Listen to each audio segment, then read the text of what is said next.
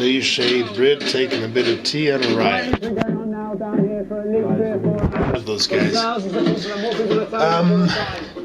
Okay. Previous video, I gave my 5-point solution for ending war on Earth, on planet Earth. Big order, huh?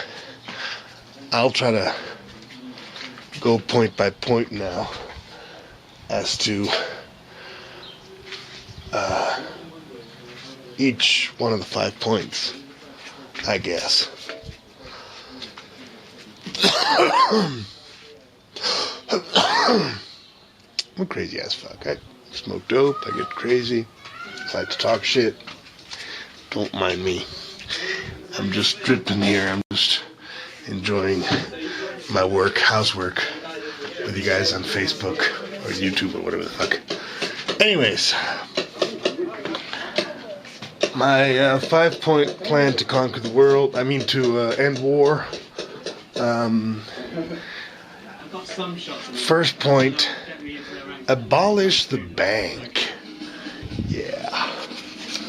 Alright, as I clean this house, I'm going to try to... Is it taping? Oh, yeah. We then headed over to the occupied trade. Oh, hi there, Krishna. Inside, we met as I, self-defense. A group of volunteers sweep the room, we'll try to brainstorm with you guys on what would actually happen if we abolish banking. Make it kind of like, taboo or whatever. Which, by the way, you Christians out there, it's in the Bible. There's a whole thing there about Ushri and lending to others and shit. Neither lender nor borrower will be. So, abolish the bank.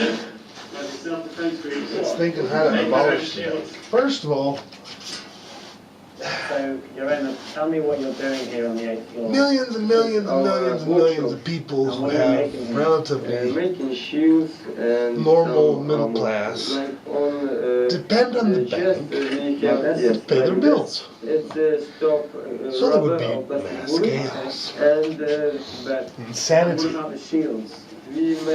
for those people. Like this.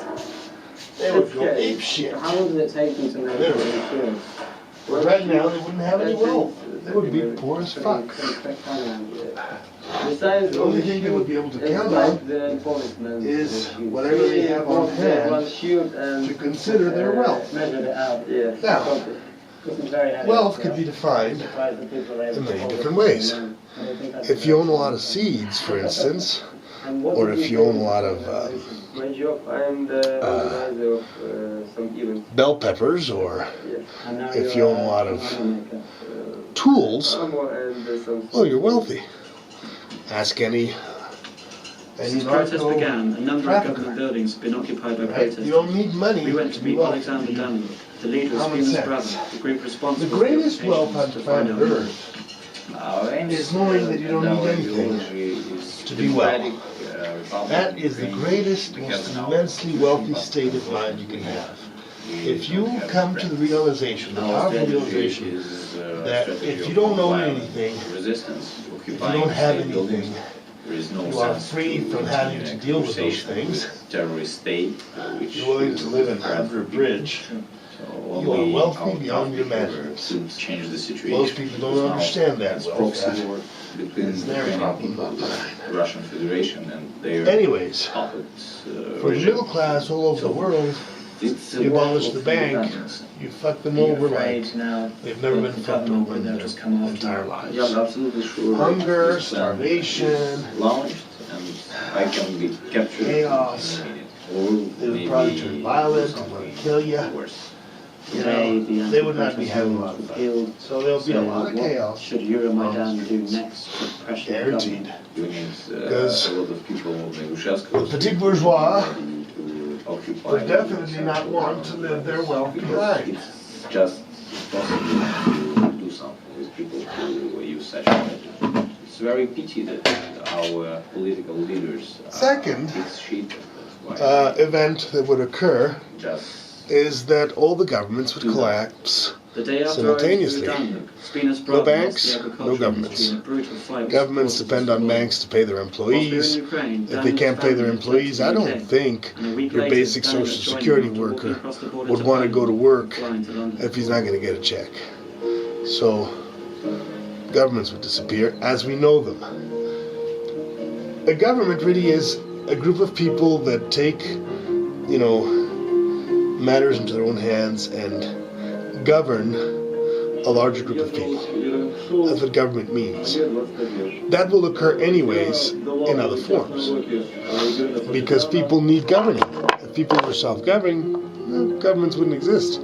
But people generally need to be governed because they don't know what to do with themselves. And they go out and rape and murder and do all these crazy things. So governments would still rise, but these governments would not base their power on the wealth they create, but more on the way that people react to them, the way that people accept them, taking control of their resources to help them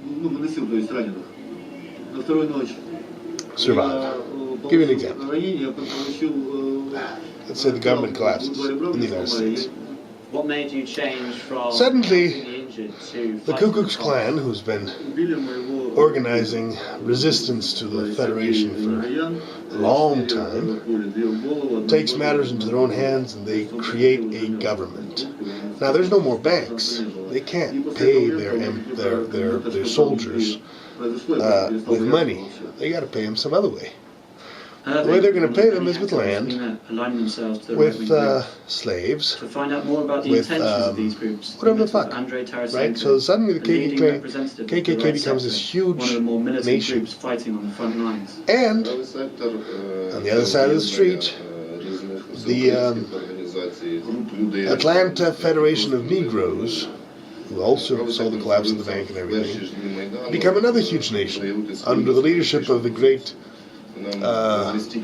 Albertus Minks, a powerful, charismatic leader who knows how to rally people to himself and to defend the interests of his group. This is what happened in Yugoslavia. I've been reading about Yugoslavia and how it broke into pieces. Milosevic on the one hand, the other guy, Brasman, or whatever his name was, for the Croats. What the fight was about, really, was land. These guys wanted to create Serb nation in Croat land, Croat nation in Serb land. They couldn't agree on how to split the booty. They got whacked. Everybody got whacked. So you get these charismatic leaders who take advantage of the racial, ethnic, whatever hatred between these lower intelligence humans, and they are controlled into fighting with each other, creating another army, creating another group. No more bank. New nations rise.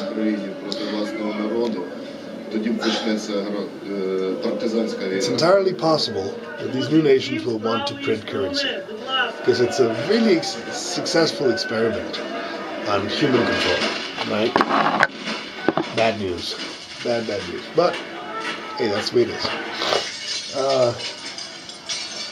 Credits to pay for shit they don't really know. That's what they argue. But people would revert. I guess the point of this. Again, I'm brainstorming here. I'm not really. I don't have a clear view on it. I have to analyze the video afterwards and see where I'm full of shit and where I'm actually not full of shit. But let's just brainstorm together. No more. The purpose of this essay is no more banks. Banking is outlawed throughout the world. Ethnic groups would rise. Guarantee you. Probably a supra-ethnic group, like let's say the Confederate States of Racial Tolerance, in a place like, California or New York, where there's a lot of different ethnicities that are working together towards a common goal and that are not fighting each other. These would want to defend their ability to coalesce into a group. So, there would be a super ethnic group that eventually takes control. Why? Because the small ethnic groups would battle each other and not really grow. The super ethnic group would take control. Again, charismatic leader, some type of powerfully endowed speaker that has a solution for all the problems. Blah blah blah. Creates a super ethnic group that promises some type of freedom from strife, war, blah blah blah, and has a vision that everybody shares on, and it works. Starts to envelop. This super ethnic group will become the world dominion, the world dominant power. Guaranteed to have rebels the police that decided will try it to was still fight not it. safe to come out the front. It's just human Instead, nature. they sneaked out the back, Yin and yang, leaving the protesters good and to evil. occupy Ukraine House. So, let's call them the Dajjal group, the Jesus next day, group. Ukraine House was firmly And what they're not in control of the agreement about protesters, is the and leader vast they team have and the volunteers vision of the cleaning leader up that they and have repairing the damage done the to previous support. night. But there's two super ethnic groups now When the protesters on the took earth out that are building, fighting they found for control of the spent resources. ammunition cartridges. Just remember, there's no more Same banks, as there's no possibly more special where interests, police there's no fired more on reason protesters. Do you to think create police are wealth treated or like not create wealth. Knowing our Because now police it's the methods, resources are it's pretty conveniently and imaginable powerfully shared amongst everybody So what's to a that certain extent symbol by on this the super Black Cross? leader or whatever the fuck, abbreviation means Ukrainian National who is Self-Defense. actually the de facto This owner organization of all which, wealth.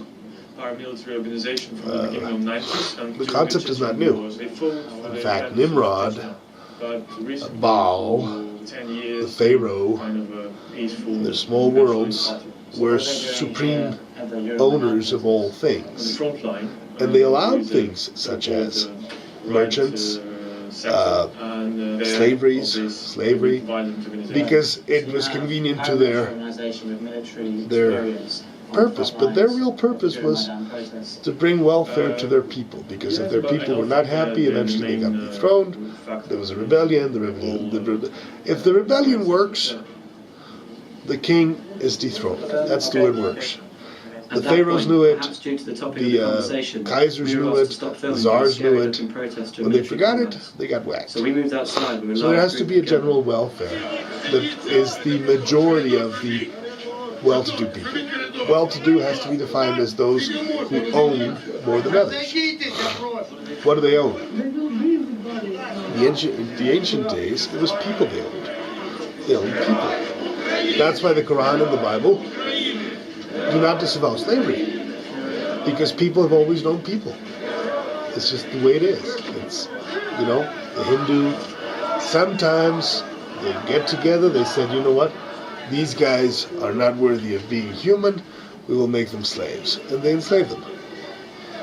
And, it's not ethnic, it's not racial, they've enslaved everybody. Whites, blacks. It's a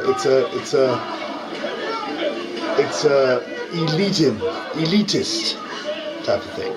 We are better than you guys are because you guys have not. Mikhail Zhovanetsky, 25, Blah, blah, blah. was killed on Horeshkovo You Street will during enslave clashes you. You with will the work police. for us for free. He was a member of the Ukrainian People's Self-Defense, the right-wing Guarantee you, paramilitary group we'd already seen in You got a Ukraine one House. world power, Again, this highlighted the Slavery growing would presence be of the far right within Euromaidan. a whole lot more open about With it. demonstrations spreading across the country, the repealing of The other group would probably anti-protest law, want and to the free city the hall being slaves evacuated as part of a prisoner amnesty while law. creating their It own felt like the slave protests had entered a caste. more peaceful phase. Here's the However, funny thing. the Here's the 18th of part where it February, gets violent interesting. clashes kicked off again In outside fact, Parliament, the caste system has 4 different which so types of far has left people. 25 dead and hundreds injured. Slaves, And the or the prospect of Independence untouchables. Square being cleared for good, a worrying reality. merchants, the people that deal between the slaves and the untouchables, warriors, Kshatriyas, and the priestly class, or the high echelons of society, the ones that rule over the warriors. A group of philosophical leaders that rule over a group of warriors who rule over a group of merchants who enslave everybody else. And usually it's a pyramid.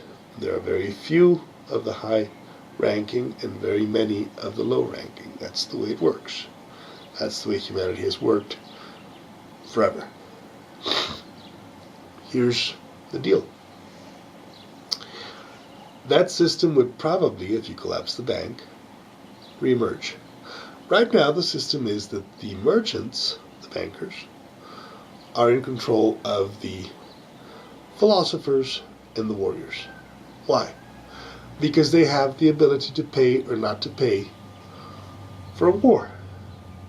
That means the arms merchants, the people that deal in arms, drugs, whatever the fuck, are ruling over the people that supposedly need to guide us spiritually. How do we know this? Because the Vatican, which is the world authority, the universal world authority for spiritual matters, works for the mob. How do I know this? I don't, but I got it here in my heart. I have it really clear. It's too simple to not see. It's like those who have eyes to see and all that shit, right? So we know that the great whore of Babylon sells herself to the kings of the world, the mob, so that the merchants can control and enslave the rest of us. So there's this disequilibrium in the organization of these things. In fact, the one world governments which we study in the ancient past did have these 4 castes, but the slaves were the most privileged. That means the slave class was not sufficiently intelligent, not sufficiently trained to take on certain jobs, but their welfare was necessary for the welfare of the other classes because there were more. If the slaves revolted, the empire fell. The great long-lasting empires like Egypt forcibly had to have treated very well their slaves. End of story. There must have been a lot of different laws and protections for people who were owned by other people. That goes down the tubes in the Age of Iron. Now let's remember that in the Vedas we speak about 4 ages. The Age of Iron, the Age of Copper, the Age of Silver, and the Age of Gold. And it's not an evolution, it's a de-evolution. Starts with the Age of Gold, when you have these world rajas, or these world leaders like Parikshit, who rule over everybody in the right way. Starts to disintegrate. Rebellions against these rulers emerge. We fall into the Age of Silver, then into the Age of Copper, and finally here we are in the Age of Iron, where we're all watching this on Facebook. And we're watching the Ukraine burn, and we're watching Mexico burn, and we're watching Venezuela burn, and we can't do anything about it because it seems beyond our power to control. Reason being, it's out of kilter. It's out of harmony with nature. Now, nature hates a vacuum. So if we're talking about eliminating the bank. If you eliminated the bank, something else must take its place. Some other form of control of trade or whatever must emerge. Obviously, gold, silver are still valued, and their value is not based necessarily on their usefulness, but on the perceived value of gold and silver. The Mayans, the Aztecs, they had no use for gold. They used it for children's toys. The Europeans had already created an artificial value of this. Punch. Fighting with other dogs. Alex's dog fighting with the dogs. Anyways, gold, silver, copper. They were valued not on their real value, but on the perceived value, which is a European concept, which begins a long time ago, and which is totally false. The new continent, which was the, let's say, victim of the old continent, valued things like feathers, beads, jade, things which had a usefulness. Now, remember, these guys had not come to iron. They had not found iron. They were still from the other age, the age of the Golden Age. They used gold tools. These guys did not understand the value of gold because they didn't have iron. Simple, really. That's why they lost the war against the Europeans. You know, they didn't have the iron swords, they didn't have the iron shields, they didn't have the iron armor, they didn't have muskets. But they valued what really has value. Seeds, shells, feathers. Much more than gold. So probably something like that would emerge. Once you actually get over the idea that gold is not really useful for anything except create artificial wealth, people would start to value things of a nature, life type of a living element. Seeds would be probably the most valuable. If you plant a seed, it's, cocoa seeds, pot seeds, peyote seeds. These things are very rare. They have a lot of value. But also animals. Also fish. Rare plants. Those would be the things that would be traded as wealth. And result, a much greener planet. Medicine would definitely be on the list.